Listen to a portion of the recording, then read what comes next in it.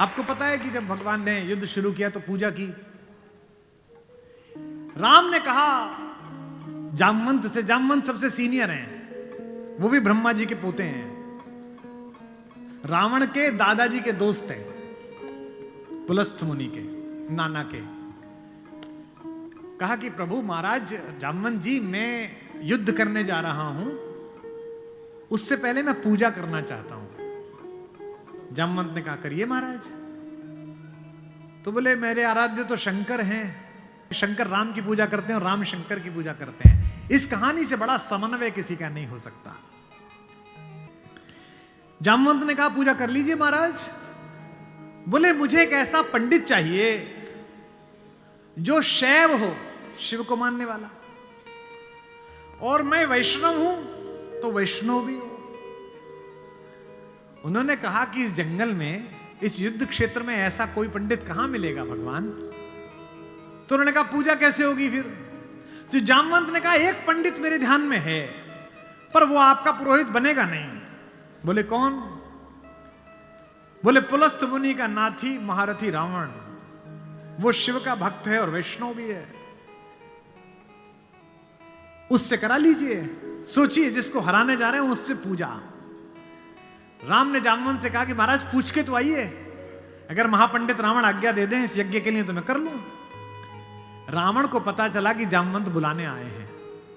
रावण ने अपने सैनिकों से कहा कि जैसे ही दादा जामवंत आए, कोई उनसे प्रश्न ना करे, उन्हें बस महल का मार्ग दिखा दे, हाथ जोड़ के सब चरण छुएं। जामवंत पहुंचे, रावण किले के द्वार पर चरण छूने आया, कहा कि पितामह मैं आपको प्रणाम करता हूं, मैं धन्य हुआ कि आप पधारे। जामवंत ने कहा कि मैं बहुत प्रसन्न हुआ तुम्हारी अतिथि सेवा देखकर। बिठाया, पूछा कैसे आए हैं। जामवंत ने कहा मैं एक इच्छा लेकर तुम्हारे पास आया हूं।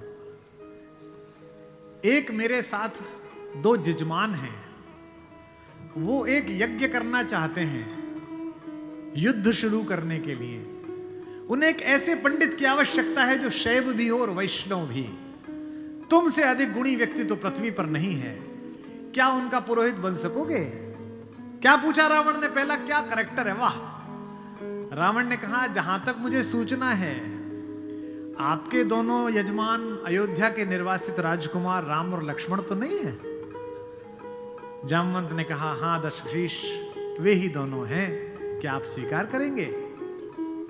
उसने हां ना नहीं करी, फिर बोला क्या उनके यज्ञ का उद्देश्य लंका विजय। जामवंत ने कहा हां उनका यही उद्देश्य है, क्या आप स्वीकार करेंगे।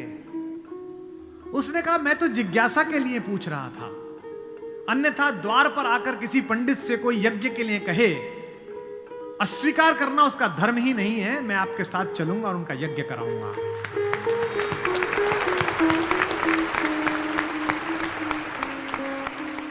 जामवंत ने कहा कि क्या मुहूर्त निकला। उसने नवग्रहों को बुलाया, बोले इधर बैठ, तू इधर बैठ, तू इधर बैठ। वो तो अपने ही हाथ में था, तू मिनिस्टर ऑफ स्टेट, तू फुल कैबिनेट। बता कितने बजे। बोले जी सुबह 5:30 बजे ब्रह्म मुहूर्त में, जिसमें हम पैदा हुए। तो उसने कहा ठीक है 5:30 बजे का मुहूर्त निकला, मैं 5 बजे आ जाऊंगा। जामवंत ने कहा आचार्य हो गए अब तो रावण। आचार्य पूजा के लिए क्या व्यवस्था करनी है, क्या सामग्री लाऊं। उसने कहा आपके यजमान, मेरे यजमान जंगल में हैं, अगर यजमान के पास पूजन सामग्री ना हो तो पंडित का धर्म बनता है कि वो पूजन सामग्री लेके आए, तो मैं लेके आऊंगा। उसने अपने पुत्र मेघनाथ को जगाया, इंद्रजीत को, और कहा बेटा अशोक वाटिका जाओ, अशोक वाटिका जाओ और सीता से कहो मैं उसे मिलना चाहता हूं, एक विशेष प्रयोजन है। थोड़ी देर बाद खुद पहुंचा और कहा सीते, तुम्हारा पति राम लंका विजय का यज्ञ कर रहा है, उसके पास पुरोहित नहीं है, कल सुबह मैं उसका पुरोहित बनूंगा। लेकिन एक विवाहित व्यक्ति की पूजा अधूरी है अगर उसकी पत्नी उसके पार्श्व में ना बैठे। क्योंकि तुम उसकी पत्नी हो, तो सुबह ये इंद्रजीत रथ लेकर आएगा, तुम स्नान करके नया वस्त्र पहनकर इस रथ में बैठ जाना, क्योंकि मेरे यजमान की पूजा पूर्ण होनी चाहिए, मैं अपूर्ण पूजा का पुरोहित नहीं हूं। और कहा कि तुम्हारी लंका से मुक्ति केवल पूजा तक की है, पूजा होते ही उठना और इसी रथ में वापस बैठकर अशोक वाटिका में आ जाना। क्या तो सीता, क्या राम और क्या रावण, क्या कहानी है ये। सुबह यही हुआ, शिवलिंग की स्थापना हुई, बालुका की मृत्यु से एक विग्रह बनाया राम ने अपने ओजस्वी हाथों से। राम आजानुबाहु हैं, घुटने तक हाथ आते हैं उनके, ये पुरुषोत्तम का लक्षण है। महाराणा कुंभा वे भी आजानुबाहु थे। कभी कुंभलगढ़ के किले में जाइए, 3 फीट का शिवलिंग है, नीचे बैठ के अपने ही हाथ से लोटे से रुद्राभिषेक करते थे बिना उठे। वे भी सूर्यवंशी थे। राम आजानुबाहु थे, उन्होंने अपने बड़े बड़े हाथों से शिवलिंग तैयार करा। धोती पहने हुए, तिलक लगाए हुए तेजस्वी रावण पहुंचा। राम और लक्ष्मण ने आसन से खड़े होकर अपने पुरोहित को प्रणाम करा। आचार्य, मैं दशरथ का पुत्र राम अपने छोटे भाई लक्ष्मण के साथ आपको प्रणाम करता हूं। दोनों ने पैर छुए रावण के और कहा कि आचार्य आसन ग्रहण करिए। आचार्य ने पूजन प्रारंभ किया। ओम गणपति गंगावाय। अब ये कि पत्नी कहां से आए? आचार्य ने पूछा राम से। मेरे यजमान विवाहित है? राम ने कहा हाँ आचार्य मैं विवाहित हूं। अपनी धर्म पत्नी से कहिए कि वो आपके पार्श्व में आकर बैठे। राम ने कहा आचार्य मेरी धर्म पत्नी मेरे साथ नहीं है। तो जामवंत ने कहा आचार्य अब पूजा कैसे होगी? बोले पितामह मैंने आपसे कहा था कि किसी यजमान के पास अगर सामग्री किसी भी तरह की पूरी ना हो, कोई व्यवस्था पूरी ना हो, तो आचार्य का धर्म है कि वो पूरी व्यवस्था बना के लाए। बेटा इंद्रजीत, यजमान की पत्नी को उनके पार्श्व में स्थापित करो। अपहरण गई हुई मां हमारी जगत जननी भारतेश्वरी पार्श्व में बैठी। पूजन प्रारंभ हुआ, सारी अर्चना हुई और पूजन के बाद रावण ने कहा कि मैं आप दोनों यजमानों को आशीर्वाद देता हूं कि आप दोनों जिस संकल्प के कारण ये पूजा कर रहे हैं, आज सारे देवता उपस्थित होकर आपके संकल्प को पूर्ण करें। मैं आशीर्वाद देता हूं। हमारे गांव में गीत गाया जाता था, बना पुरोहित रामचंद्र का जय का वर दे आया। जब चलने लगे तो राम ने पूछा, बोले आचार्य दक्षिणा? तो आचार्य हंसा। बोला त्रैलोक्य की संपदा आपके आचार्य के पास है, कुबेर का रथ आपके आचार्य के पास है, ऐसे में मेरा वनवासी मुझे क्या दक्षिणा देगा मेरा यजमान?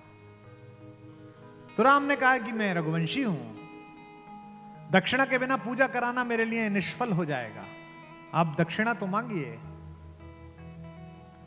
तो रावण ने कहा कि मैं आपसे समय पर दक्षिणा मांग लूंगा। राम ने कहा उस समय में देने योग्य बचा या ना बचा?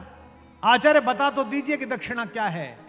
आचार्य ने जो दक्षिणा मांगी उस पर रावण को भी राम की तरफ से प्रेम भेजा जा सकता है। आचार्य ने कहा मेरी दक्षिणा यही है कि आचार्य का जब अंतिम समय आए तब दोनों यजमान मेरे सामने उपस्थित रहें। एक अंतर समझ लेना राम और रावण में। आप ढूंढना आपके अंदर रावण है कि राम है। राम के पास जो है वो पर्याप्त है और रावण को जो प्राप्त है वो पर्याप्त नहीं है। रावण के पास पंचकन्याओं में पूजित हमारे मेरठ की पंचकन्याओं में सबसे सुंदर स्त्री मंदोदरी जैसी सती मां उनकी पत्नी है, लेकिन उसके बाद भी जंगल में घूमते हुए एक तपस्वी की वलकल पहने हुए युवती को अपनी रानी बनाना चाहता है। लेकिन युद्ध के आखिरी दिन जब रावण पड़ा हुआ है नीचे, निश्चेष्ट उसका शव पड़ा हुआ है, तो मंदोदरी ने विलाप करने के बाद पूछा वो कहां गया जिसने इसे मारा? लोगों ने कहा वहां बैठा समुद्र के किनारे, शाम ढल रही है, सूरज डूबने वाला है और रघुवंशी राम उदास एक पत्थर पर बैठे हुए कि इतना रक्तपात क्यों हुआ, दुखी है राम लाशों को देखकर। मंदोदरी गई, कमांडो खड़े हुए हैं उनको रोकने के लिए, लेकिन देखा कि माता मंदोदरी आ रही है तो पुलिस वाले हट गए, वानर हट गए, पीछे से पहुंची। चिंताग्रस्त राम ने अचानक एक स्त्री की छाया देखी जो पैर के आसपास आ रही है। राम सचेत होकर उठे और पलटकर कहा कि देवी मैं आपको प्रणाम करता हूं, इस निर्जन रण क्षेत्र में आप कौन हैं? मंदोदरी ने कहा, हे राम, मैं रावण की दुर्भाग्यशाली पत्नी मंदोदरी हूं। राम ने कहा, मां मैं आपसे क्षमा चाहता हूं, आपका पति बड़ा तेजस्वी था, महाज्ञानी था, उच्च कुल में पैदा हुआ था, ब्रह्मा का वंशज था, लेकिन उसने अनीति की थी इसलिए मुझे उसको मारना पड़ा। मैं आपके इस शोक के लिए क्षमा चाहता हूं। मंदोदरी ने कहा, मैं इसलिए नहीं आई कि मैं तुम्हें कोसूं। राम ने पूछा, फिर किस लिए आई मां? मंदोदरी ने कहा, मैं देखने आई थी कि जिसने पूरी दुनिया पराजित कर दी, जिसने तेरे पूर्वज मानधाता तक को स्वर्ग में जाके चुनौती दे दी, जो कुबेर को कालर से पकड़ के नीचे ले आया, उस महापराक्रमी को हराया किसने? ऐसा उसमें क्या है जो मेरे पति में नहीं था? तो राम ने पूछा कि मां आपको पता चला क्या है? बोले, हां पता चल गया, आने से पहले ही पता चल गया। राम ने पूछा, क्या अंतर है? बोले, राम एक मेरा पति था जो मेरी जैसी सुदर्शना होते हुए भी तेरी पत्नी चाहता था, एक तू है कि पीठ पर से भी परस्त्री की छाया पड़ी है तो उठकर खड़ा हो गया है, ये उसमें तुझ में अंतर है।